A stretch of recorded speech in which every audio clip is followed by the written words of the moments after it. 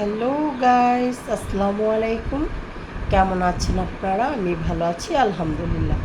আজ রেডি হয়ে বের হয়ে গেলাম 300 ফিট যাওয়ার উদ্দেশ্যে। আজকে আমরা একটা দাওয়াত খেয়েছি। আমরা ভাবলাম যে রাতের বেলা 300 ফিট চলে যাই, সবাই মিলে একটু আনন্দ করে আসি। যেই কথা সেই কাজ, চলে আসলাম 300 ফিটে। অনেক রাত তখন। সাথে ছিল ফাতিহামনির বাবা মা আর আমি আর আমার হাজব্যান্ড। ফাতিহামণি গাড়ি থেকে নেমে বেশ আনন্দ করছে, সে ঝুলছে। সে বেড়াতে আসলে তাকে নিয়েই আমাদের আনন্দ। আমাদের বাড়ির সবচেয়ে ছোট সদস্য হচ্ছে ফাতিহামণি। তার আনন্দই আমাদের আনন্দ। তারপর দেখতে পেলাম খুব সুন্দর জন্য নানান ধরনের বেলুন এবং আইসক্রিমও দেখতে পেলাম গাইস। তারপরে চলে আসলাম একটি দোকানে যেখানে বিক্রি হচ্ছিল কয়েক ধরনের পিঠা, তেলের পিঠা, ভাপা পিঠা, হাঁসের মাংস, চিতই পিঠা, তারপরে হচ্ছে চাপটি। আমি চাপটির অর্ডার করে ফেললাম। চাপটি খাবো ভর্তা দিয়ে। আমার চাপটি হতে হতে আমি আরও চারিদিকে ঘুরে দেখতে লাগলাম। এরপর তৈরি হয়ে গেল আমার অর্ডার করা চাপটি। সাথে দিল হচ্ছে 3 ধরনের ভর্তা: ধনিয়া পাতা ভর্তা, শুটকি ভর্তা, মরিচ ভর্তা।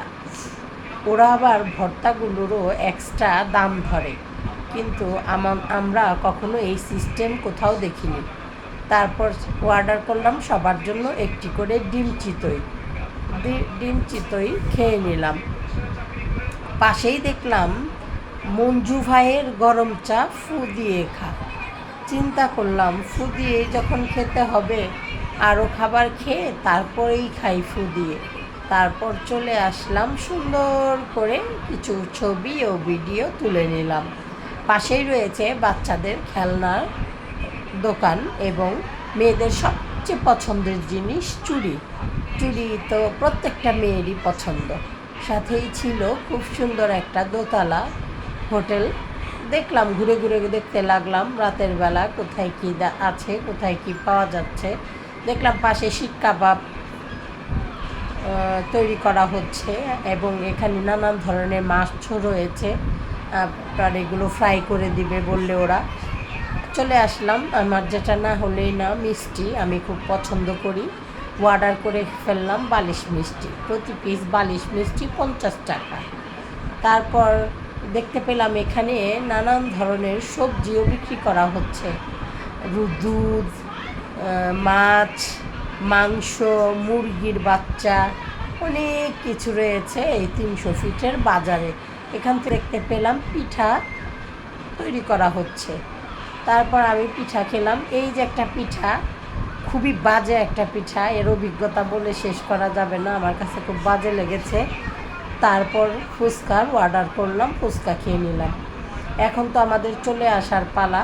তারপর আমরা কি খাবো ডিসাইড করলাম, এখন আমরা চা খাবো, মালাই চা খাবো। অনেক টেস্টি মালাই চা অর্ডার করে ফেললাম। মালাই চা ফাতিহামুনিও বলছে আমি চা খাবো চা খাবো, কারণ ওকে কখনো চা খেতে দেয় না ওর আম্মু। কিন্তু আজকে বেড়াতে এসে খুব সুযোগ পেয়ে গেছে, ও বলছেই আমি চা খাবো।